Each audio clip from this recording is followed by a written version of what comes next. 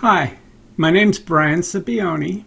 Welcome to the worldwide debut of the already unified SL4R invariant gauge theory of general relativity. I'm going to go over the key points in my paper, well, most of the key points in my paper, which you can find on my website at TheMatterOfSpace.com. Maybe a day or two before it gets out there. This is 10/31/22. I messed around with it. And, well, I got to reorder everything. Physics is an Kuhnian crisis, as in Thomas Kuhn's structured scientific revolutions. 95+% of the universe is of unknown composition, a status that has persisted for many years. There's also been little progress in deconflicting general relativity and quantum theory, answering the question of whether or not unification is even possible, or eliminating the problems of singularities and infinities that plague both quantum field theory and general relativity. The last two owe their existence to the lack of an underlying model of particle. And we're going to solve that problem as well. So it's time for a paradigm shift. And what happens during a paradigm shift is you reassess the underlying assumptions of the physical theory. This already unified gauge hypothesis answers each of the above-mentioned issues. Does so, and this is the important part, leaving the equations of general relativity and quantum theory intact, and narrowing the ontology while leaving the equations unmodified. Not only does it provide a great simplification, a host of problems in theory disappear, but dark matter and dark energy appear.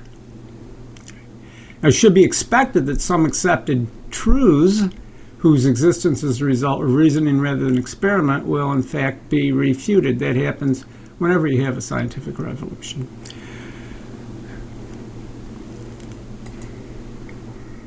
All right, there's three principles that underlie this theory. This is really more of an integration effort than it is a theory, because general relativity and quantum field theory remain unmodified. It's how they go together that's important, and some underlying assumptions on the basis of the nature of space-time. All right. The only necessary field is the field of event displacements. In other words, displacements of events in space-time are the only field that we need to deal with. All right.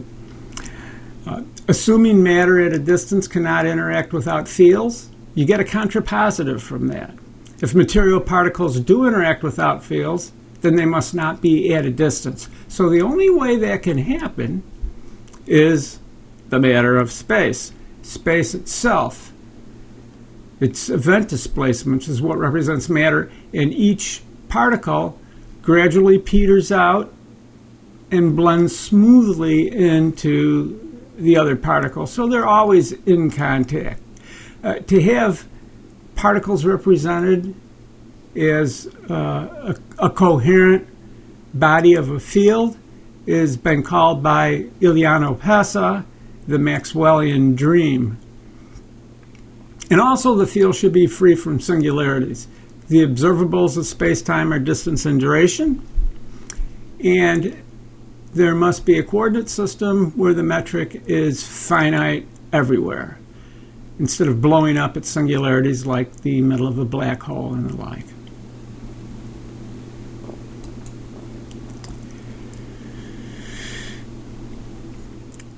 Maxwell first noticed that the equations of electromagnetic theory, and we're going to use electromagnetism to bridge the gap here between general relativity and quantum theory, because it's a long-range force like general relativity, and it has a well-understood classical picture, but it also is a quantum field, and it interacts with the weak force. It's part of the standard model, and so we could use that as a bridge to basically let us know what these gauge fields should be.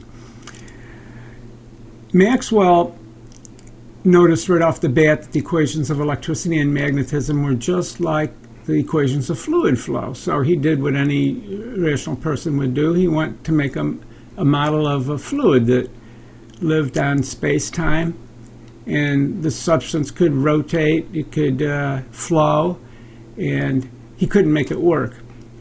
And eventually it was shown by experiment Michelson and Morley that there was no ether that sat on space-time. So the electromagnetic field somehow propagated through empty space. Well, that the Maxwell equations represent flow of fluid then is either a complete accident, or it represents some other kind of flow and rotation and the like. And that is, it's the Maxwell equations represent a transformation of space-time points themselves rather than some substance occupying space-time points. It's a huge difference. Now, these are the equations of general relativity that are going to remain intact, and the Einstein field equations that are going to remain intact. These should be familiar to everyone.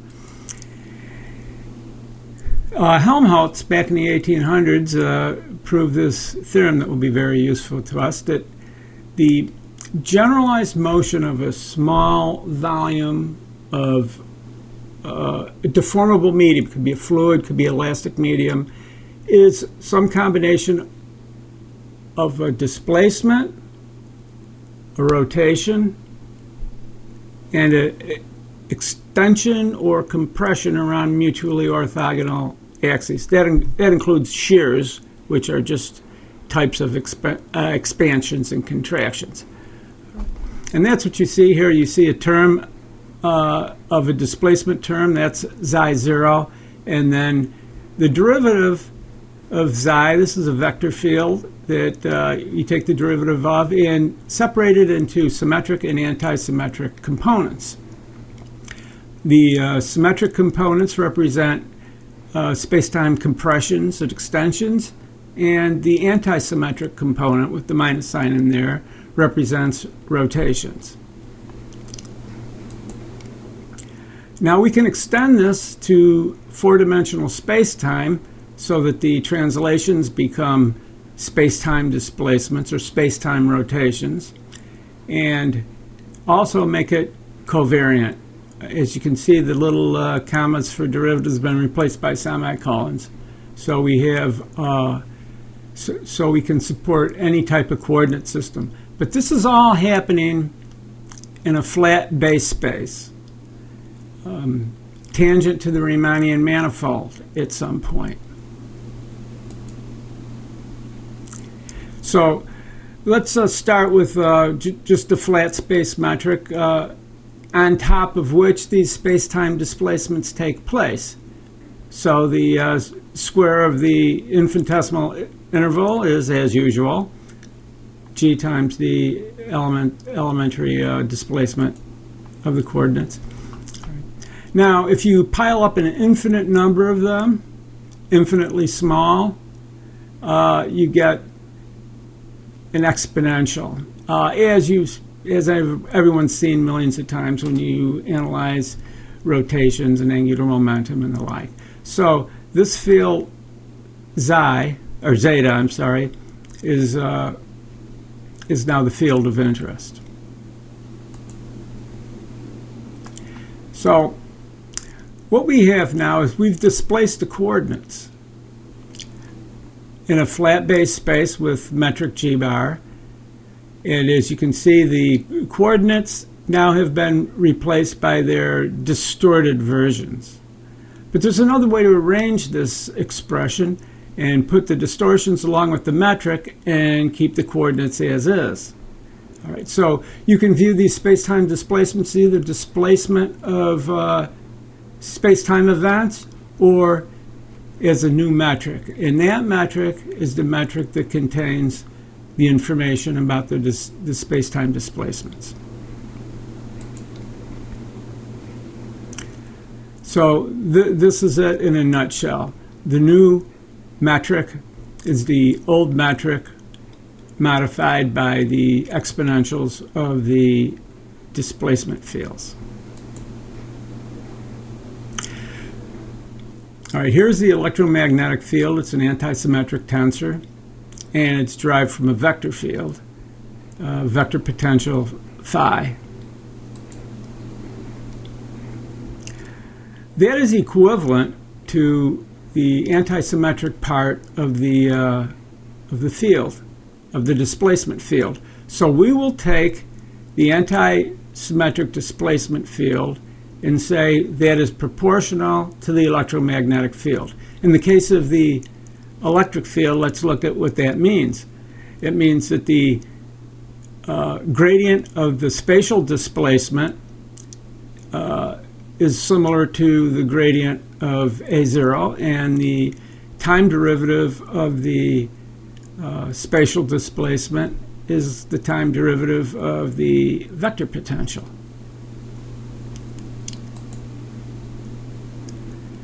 So the antisymmetric part of that displacement field is now taken to be proportional to the electromagnetic field. That is how the electromagnetic field finds its way into the metric tensor. Okay. In this particular gauge, we haven't looked at the symmetric part yet, just the antisymmetric part. In this particular gauge, where alpha is antisymmetric, there's no change to the metric, which means the flat space continues to be a flat space. And if you look at the Einstein equation, that means there's no gravitational charge at all. Now, that is not particular to every electromagnetic field, because there's a question of what gauge that you're going to put it in. And in many of the gauges, like for charges and the like, and currents that are in space, in real space, the symmetric part is not equal to 0.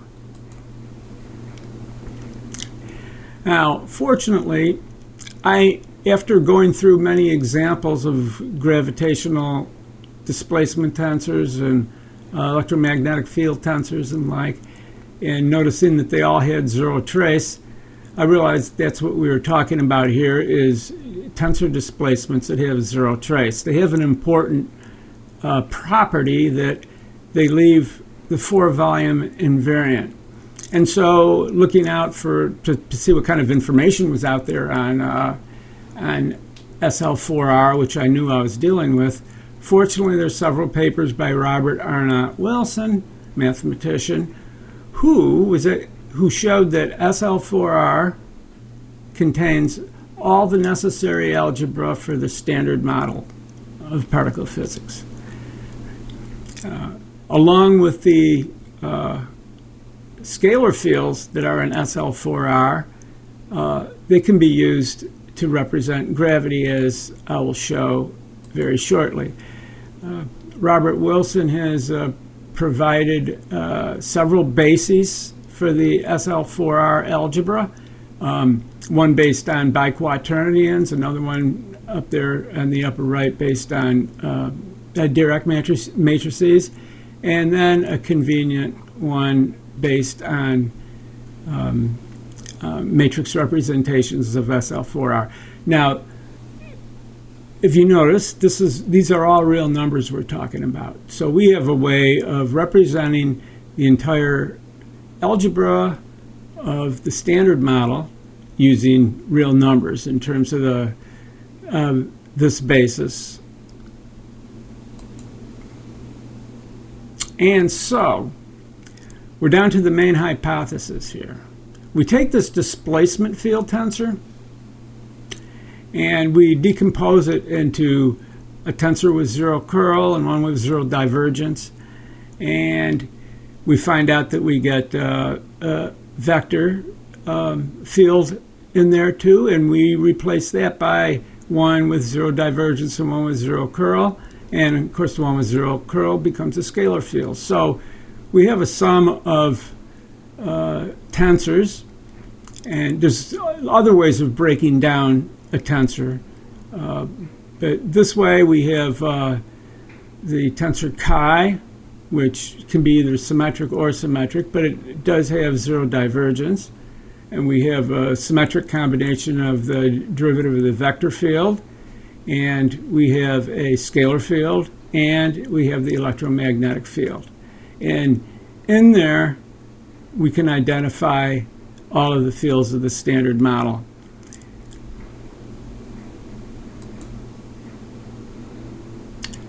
The physical significance of this invariance under SL4R, under the group SL4R, is that the ether seems like an elastic material. Space-time can bend and stretch, but not tear. The accumulation at one event must be compensated for by an extension at another event, so that there is a conserved 4 volume. That's how this theory is already unified. We find a way to slip all of quantum theory plus gravity underneath the theory of general relativity. So now we have a situation where general relativity is no longer just a theory of gravity. General relativity is the theory of gravity plus the standard model.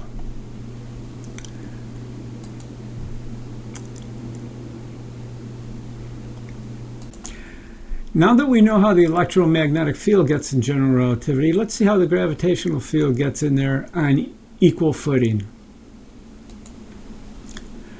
Let's start with the Schwarzschild metric, which is the static spherically symmetric solution to the Einstein field equation for G equals 0, i.e. empty space. First of all, this must be wrong. From our point of view here, the space is never empty. All particles in space just gradually fade out and meld into the other particles in space. Space-time is made up of the same stuff as matter is made up of. And we know that there's dark energy everywhere. We know that there's dark matter everywhere. We know that there's fluctuating quantum fields everywhere. In any one of those cases, just G is not equal 0. G equals 0 is wrong. It's a great approximation outside of far outside of some mass, but as you get closer and the fields get stronger, it won't be right. In fact, this is what gives rise to singularities in the middle of black holes. The singularity problem comes from setting G equals 0 and using the Schwarzschild solution in regimes where it's not valid. So how do we fix this? All right, we can see that the 1 minus 2m over r terms are look like the power series expansion of a small number, 2m over r, and that expression squared. So we can see right off the bat what the gauge fields are. If you look on the left, the mixed tensor is 0 trace, as it should be, where phi is the normal Newtonian potential minus m over r. If you look on the right, you can see its fully covariant version is symmetric, as is appropriate for a gravitational field. If you put that metric, if you put that interpretation on the Schwarzschild metric as being an approximation, this is the new metric that you get. It's indistinguishable essentially from the Schwarzschild matrix in all but the most extreme gravitational field situations. Putting that metric into the Einstein field equation gives you this matter tensor. There's a couple things you can say about this tensor right off the bat without even knowing what the value of the gauge field phi is. And that's that the 1, 1, and 0, 0 terms are equal to each other. All right. The ratio between those two terms is the ratio of the pressure in the r direction to the energy density. And since the pressure term in a mixed tensor is negative, this has the value minus 1. Minus 1 for the ratio of those two terms is the hallmark of dark energy. So we have the potential of getting dark energy out of this. Also, the second thing you notice is that phi 1 and phi 2 are not equal along the spatial diagonal directions. That means this is not a Newtonian fluid. So pressure is not really the correct term. They should be called stresses, because the perpendicular stresses in the phi and theta direction are different from the stress in the r direction. So it's a non-Newtonian fluid, and therefore the TOV equation does not apply. Now, if you take the trace of the matter tensor, you get the invariant density. This is called the Laue scalar by Einstein. We'll use that terminology. The Laue scalar is the invariant density over space-time. Integrated over a 4-volume gives you 0. Why? Because we're dealing with the SL4R traceless gauge field. All right. Now, since it's invariant over a 4-volume, if you just take the integral over 3 space, you get something that's constant, and that's the mass function. Mass is a function of the radial coordinate, and this is an invariant, the rest mass. These are the geodesics you get for circular orbits, which we're going to use in a little bit. The most important thing to notice about this is equation 4D, and that's that the velocity of circular orbits is found inside the expression for the mass. If you look at the third term inside the parentheses on the right, multiplied by the c squared outside the potential, that's exactly the same as this v squared term. So there's a strong connection between the velocity of circular orbits and the mass inside those orbits. And that'll be important when we talk about galaxies. Now, we know that the Newtonian potential cannot be right by itself because it blows up at the origin. It causes singularity. It's just an approximation. It's an outside solution. What would the inside solution, the interior solution, look like? Well, we know we have a single component field, and we know its equation of state from relativity is the Klein-Gordon equation. K here is a parameter that is normally equal to the inertial mass. The solution is a Yukawa potential kind of solution, which is exactly what you get for, let's say, a Higgs field or screening field in electromagnetism. There's a dynamic solution as well that varies in time, but we're using a static metric here, so that the time-dependent solution is not appropriate. All right. So if we stick that into our expression for mass as a function of radial distance, and we take the limit as the radius goes to infinity, we got the entire enclosed mass, and it's 0, remarkably. We look at the graph of the density as a function of radius, we see that it's positive, then it crosses the axis and goes negative. What this means is below the point where it crosses the axis, we have an amount of positive energy, and the energy density is the total invariant matter density is less than 0 to the right of that point. If we look at the mass as a function of radius, we find that it increases to some maximum, goes down to 0, then it goes negative, and eventually goes to 0, like our limit showed us. Exactly half the mass is negative and half the mass is positive. And this is true for any value of the parameter k, the inertial mass normally, or any value of the parameter m, which we'll see represents the gravitational mass.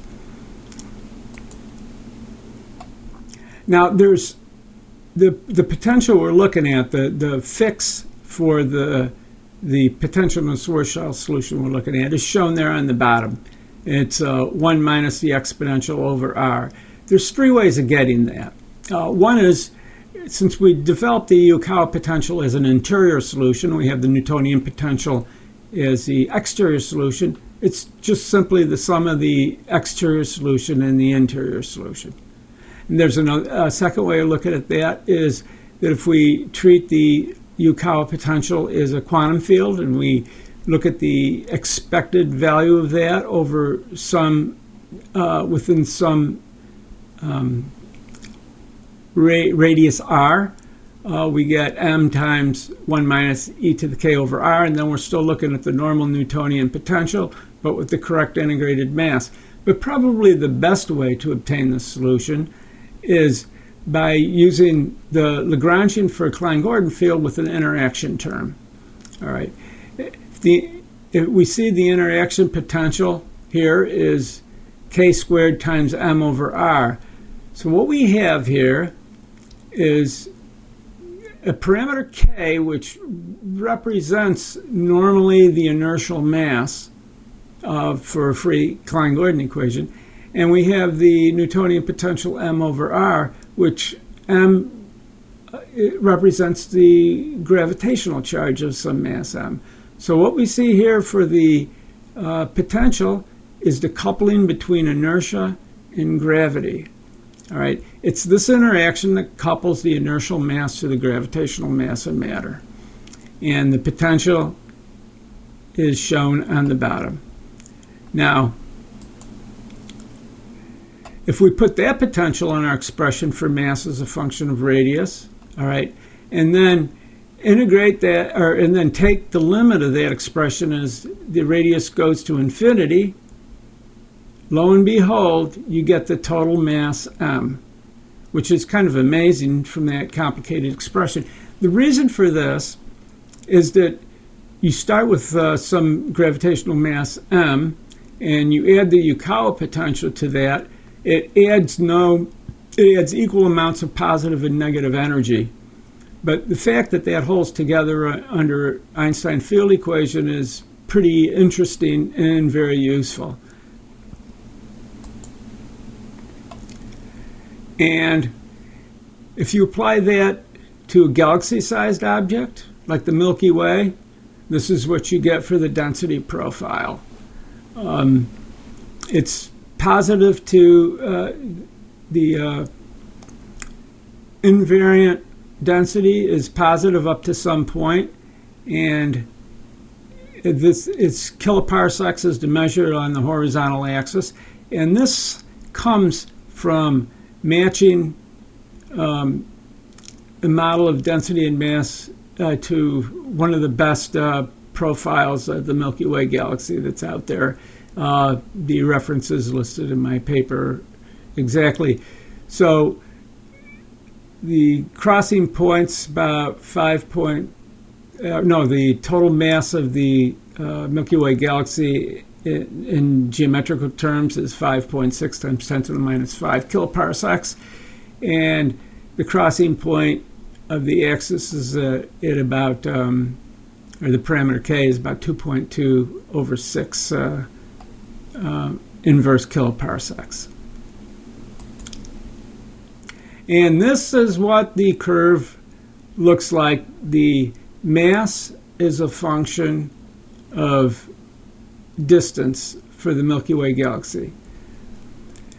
The very interesting thing about this is, we'll see in the galaxy section, is this is an exact match of the rotation curve of the Milky Way galaxy. Only on the vertical axis here we have enclosed mass is a function of radial distance, and in rotation curves has the rotation speed is a function of radial distance.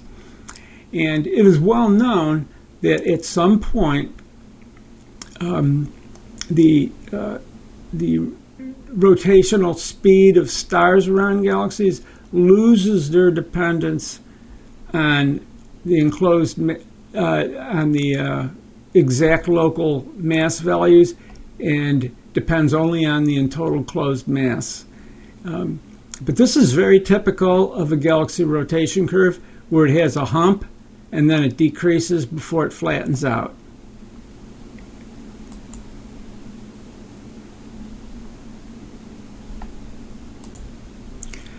Probably the most compelling evidence in support of this model of gravity comes from galaxies. Galaxies are big enough so that the effects of dark matter and dark energy can finally come into play. Not only dark matter and dark energy, but the phenomenon of the baryonic-Tully-Fisher relationship. That is, the total mass of baryons in a galaxy is proportional to the fourth power of the flat velocity. That's the velocity of the flat part of galaxy rotation curves that they all seem to adhere to. Renzo's rule, the tight connection between the total mass anywhere in or the mass in any region in a galaxy and the rotation curve in that region, and modified Newtonian gravity, Mann model, which has been at odds with the dark matter description for trying to explain galaxy rotation curves. This explains where Mann comes in and how dark matter per se is not necessary. It's part of the package that comes along with any galaxy. In other words, the dark matter and baryonic matter all come along as a single integrated package. And that's what we see in our gravitational field. And also we can model high surface brightness and low surface brightness galaxies just with our parameter K, which turns out for galaxy-sized objects to be a concentration parameter.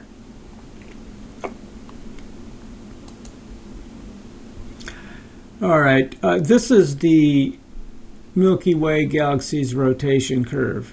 This is identical to the curve showed previously, which was the total mass at any position r is a function of the distance r from the middle. This has the same shape of as the rotation curve. So what you're seeing here is the actual rotation curve. This is identical to the rotation curve you'll find in the references in the paper. All that's changed between mass as a function of r and rotation velocity as a function r is it's been scaled, a single scaling number. So the shapes of the curve are the same, which shows the close connection between matter and rotation velocity.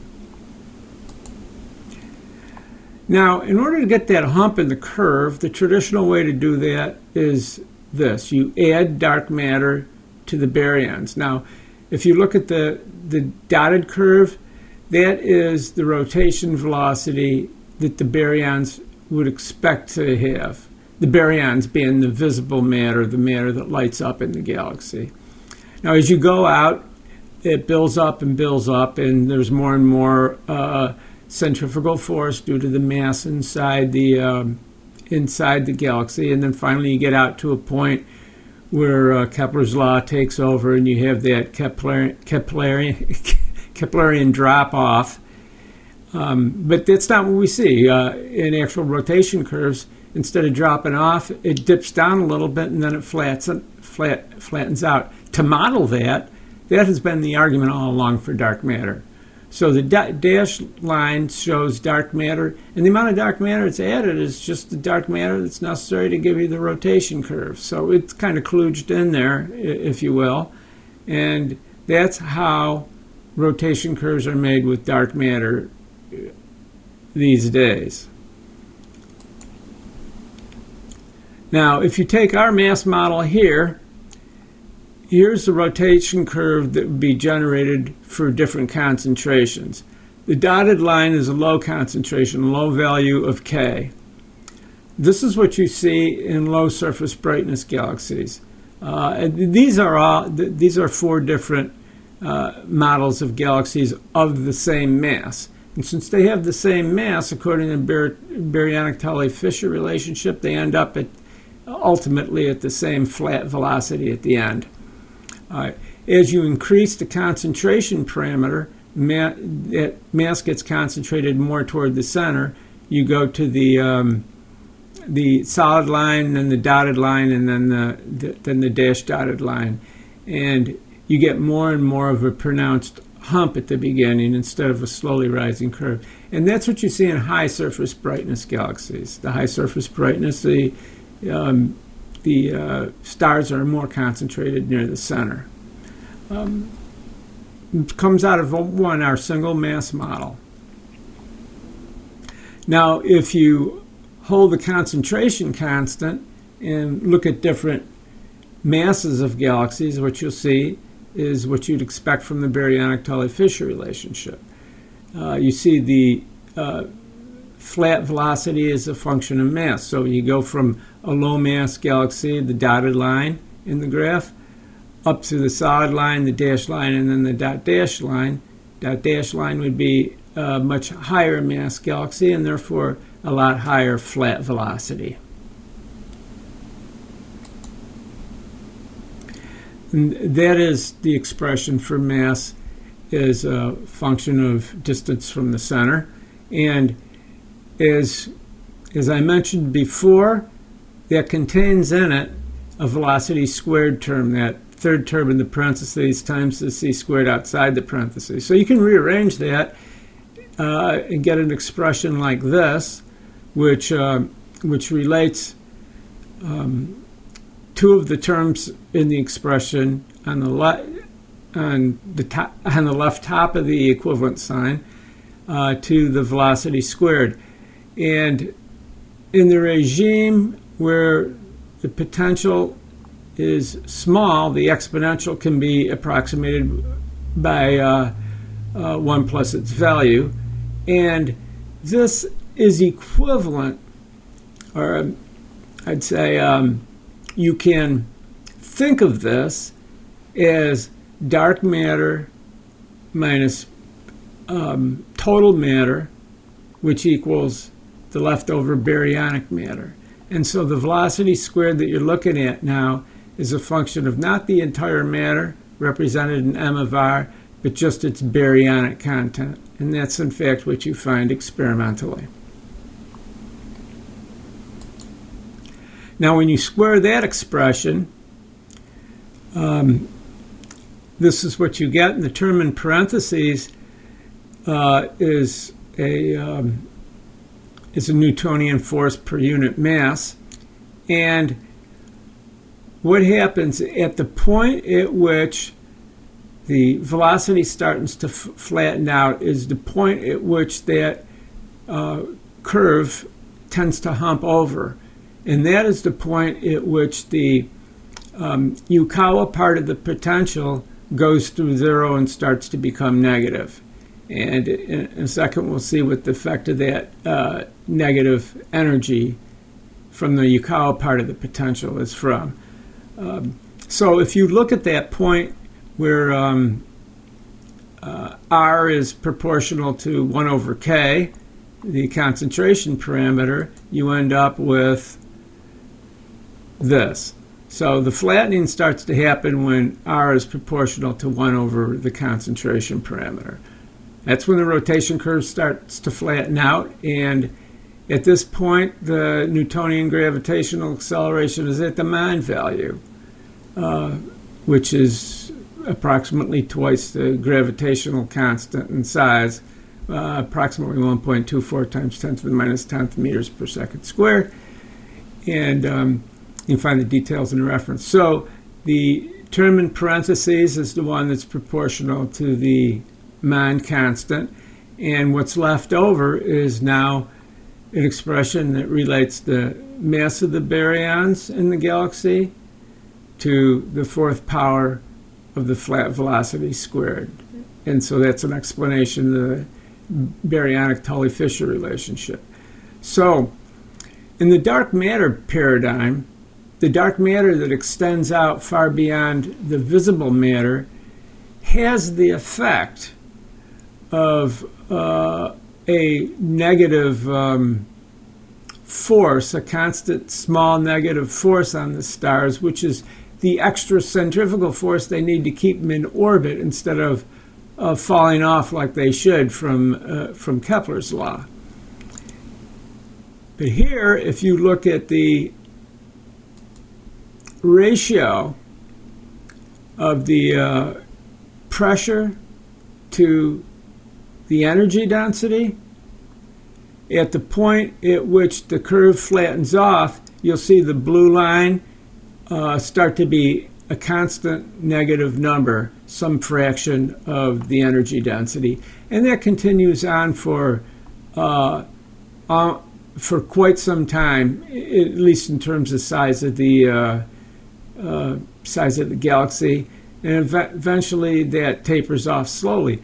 But what that means is that the outer reaches of galaxies, you find a decreasing amount of negative energy density until it runs into the negative energy density from other galaxies.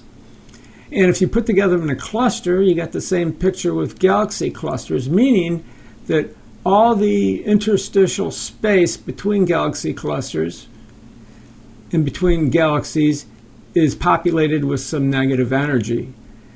And that would have the exact same effect as a cosmological constant. And so both dark matter and dark energy appear in this simple model of galaxies. So I've made the claim that singularities are removed from black holes. What's the metric look like now? All right, this is our new metric that's similar to the Schwarzschild metric. And as stated before, you can only tell the difference between the two in extremely strong gravitational fields like that which exists near the surface of a black hole, if there's such a thing. So as a test, as a quantitative measure, you might ask exactly how much difference there would be. If you assume at the innermost stable circular orbit of a black hole, which is at 3 Schwarzschild radiuses out, and emit 400 nanometer light wave from there, it would be redshifted to 490 nanometers. And you might ask yourself, how much closer might I have to be using our new gauge potential to the black hole to get the same 400 nanometer redshift? And the answer is 2.45 Schwarzschild radiuses. Not a lot at all. In fact, we can't tell the difference now with most observations that have been made. For example, if you look at the fast stars around the giant black hole at the center of the Milky Way, like S2, some of the other fast-moving stars, they're nowhere near close enough. If you look at the Event Horizon Telescope, which can image the actual accretion disk, the innermost part of the accretion disk is near the innermost stable circular orbit. They're still not accurate enough to be able to measure those kind of differences in distance. But they'll probably get there. And when they do, that would be a test of the difference between the two models. That is a graph of the difference in redshift between a black hole model and our new model. You might refer to it as a red hole. It never gets completely and totally black, but for all intents and purposes, it acts the same as a black hole without singularity and without event horizon. It just gets, space-time just gets more and more and more deformed until it reaches a constant value at the middle. All right, in terms of geodesic effects and high field, what are the percent differences between a black hole and, let's say, let's call it a red hole?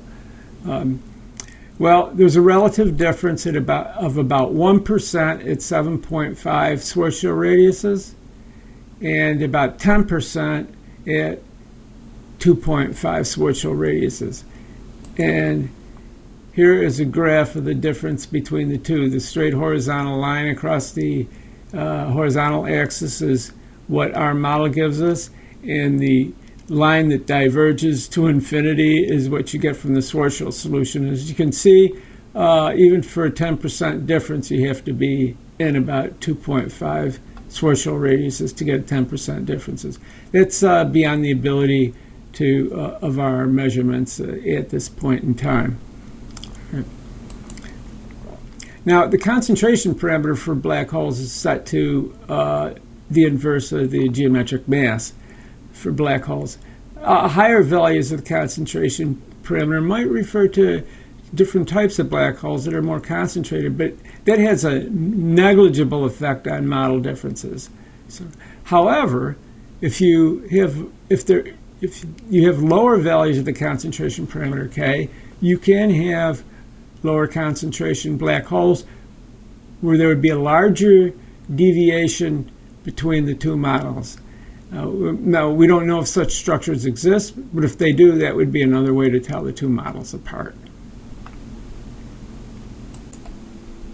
Now let's look at our theory in action when applied to gravitational radiation.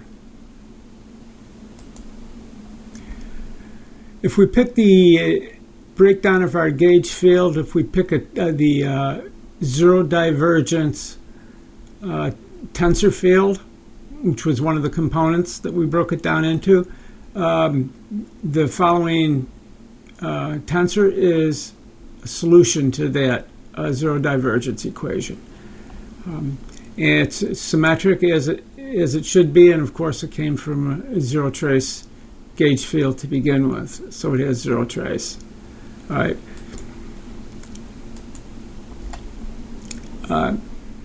The equation of state is the Klein-Gordon equation once again, and it we have k equals 0 now because this is massless, and so it's just the wave equation.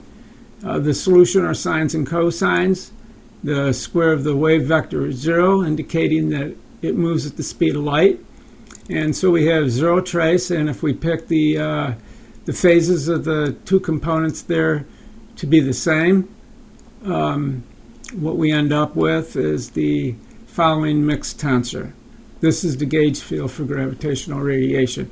If you use the following two polarization tensors, you can represent that as a sum of, you can represent that gauge field as the sum of two different polarizations.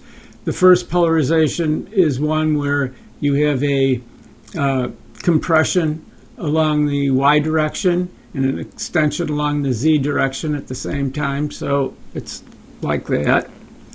And if you look at the second polarization, it's rotated 45 degrees to that, so it's a compression and extension at a 45-degree angle.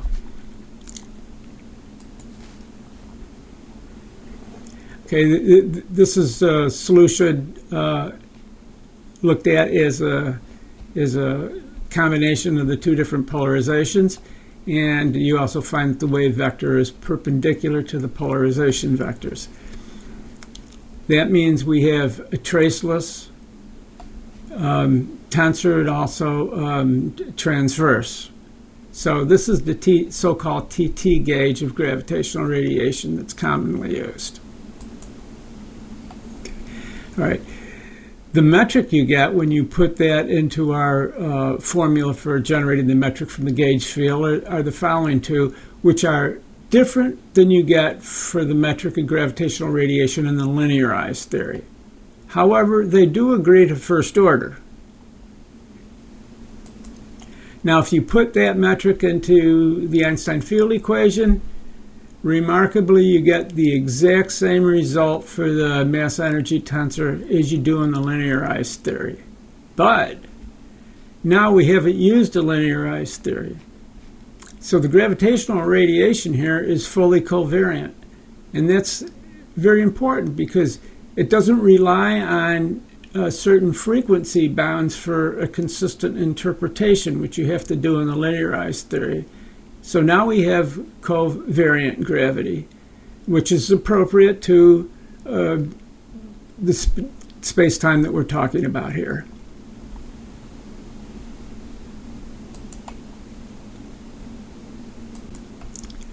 Now we move on to electromagnetic radiation, and we'll treat that in a similar way as we treated gravitational radiation, but now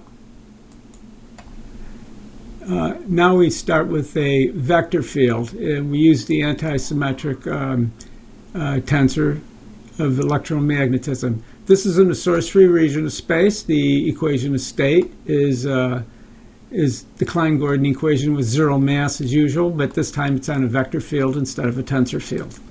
All right. The solutions for a wave traveling in the x direction, for example, is the following.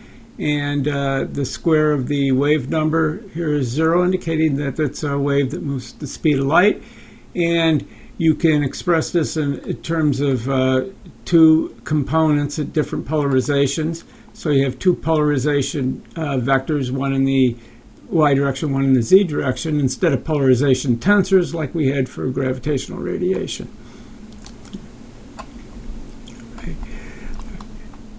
When you take that vector potential now in the z polarization, for example, of wave travel in the x direction, and you make the electromagnetic field out of it by taking its asymmetrized direction, asymmetrized derivative as usual. This is the electromagnetic field tensor you get for that traveling wave. Then that potential can be used to create the gauge field, and that gauge field then is put in the metric tensor as usual, and this is the metric tensor we get for a z polarization electromagnetic wave traveling in the x direction. Many distortions in both the spatial and temporal directions. In fact, here's a graph of the metric distortions that you get. The dotted line on top represents time. So the time coordinate will be compressed and then expanded, compressed and expanded as the wave goes through. So time will be sped up slightly, slowed down slightly, or I should say translated toward one direction, then translated back again as the wave moves through. And if you look at the solid line and the dashed line, they represent the distortions in the propagation direction and the z direction, respectively. So what we have now here is a model of a space-time that rotates back and forth as the wave moves through. The wave comes through and space-time rotates one way, and then it rotates the other way, and then it ends up back at equilibrium. You put that metric in the Einstein field equations, and the answer is 0. So unlike the gravitational radiation case, where there was an energy density, where it was gravitational radiation as a source of gravity itself, electromagnetic radiation is not. This is something that is at odds with current theoretical thought, and this could have a possible impact on early universe cosmology, because the omega parameter for photons would be equal to 0, and that would affect the time scales. Possibly this could be an explanation for the Hubble tension that there's much problems with. There's a lower number given from early universe measurements, and this is a possible solution to that problem. Now that we've looked at some examples of how the theory works with various gravitational and electromagnetic fields, let's look at an example where there's an interaction between electromagnetism and gravity. Here's where the actual unification of the theory comes into play. In particular, we're looking at the Aharonov-Bohm effect. This is something that's well covered in many textbooks, and it affords a clean separation between parts of space where there's an electromagnetic field in parts of space where there's no electromagnetic field, but there's still a vector potential. Okay, so we will be working in cylindrical coordinates this time with this metric tensor in these coordinates. Outside the cylinder, and the Aharonov-Bohm effect is a cylinder with a uniform magnetic field inside and no field outside at all. In fact, there's quantum effects outside because there's something going on in that space outside the cylinder where there's a vector potential. In the actual experiment, what they show is a phase interference between electrons going around one way and going around the cylinder the other way. Because in one way they're going with the vector potential and the other way they're going against the vector potential. But here's the simple electromagnetic field outside the cylinder is 0. No field to speak of. The covariant and contravariant vector potential are given here, and the physical components of the vector potential is a 1 over r squared, where rho is the radius of the cylinder. In actuality, the cylinder is actually a very, very fine magnetized needle, but it'll be a thick cylinder for our purposes here.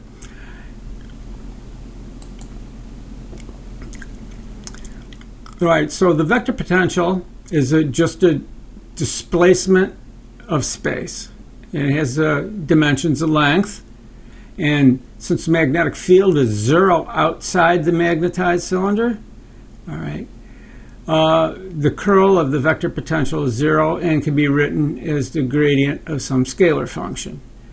And that scalar function is a function of the angle around the cylinder in the theta direction. And that's what gives you an increase in theta, gives you an increase in phase of a wave function. A decrease gives you a decrease in phase.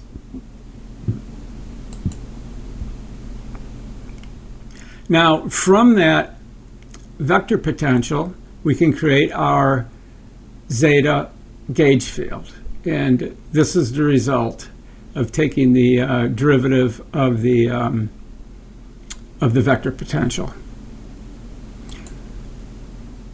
When you use our formula to create the metric from that, this is what you get. And this looks like a metric of some kind of shear of space-time, but just in the spatial dimensions in the r theta direction, which is consistent with a twist of space around the cylinder. Now, if you put that metric in the Einstein field equation, well, this is the matter-energy tensor you get out. If you notice, it has two terms in it. The 0, term, which is the energy density, is in fact negative. And the pressure or tension in the z direction is positive.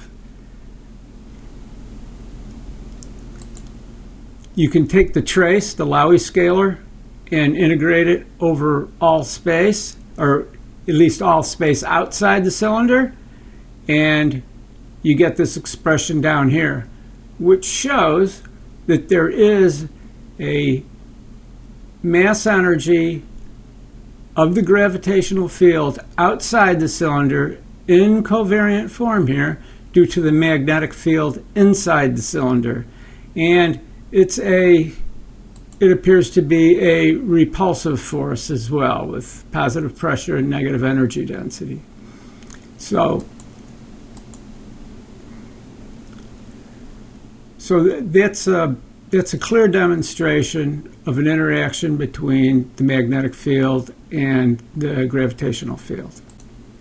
So in summary, we've just scratched the surface of what this theory could do. What we get from this theory is so much that it has to be worthy of consideration. We have the deconflicting of the platform or the background dependent features of quantum theory and the background independent features of general relativity. We have unification without changes to quantum theory or general relativity. We have the removal of singularities.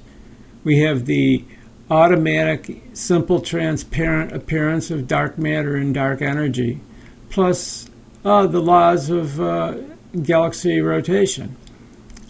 We get so much from it, but we still have some issues to solve, and one being cosmology.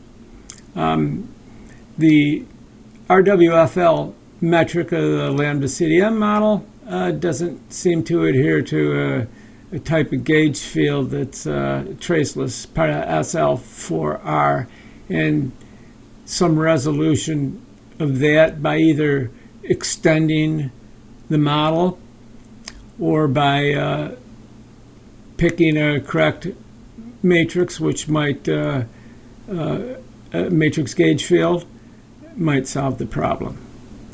Hey, thank you all for listening. Till next time.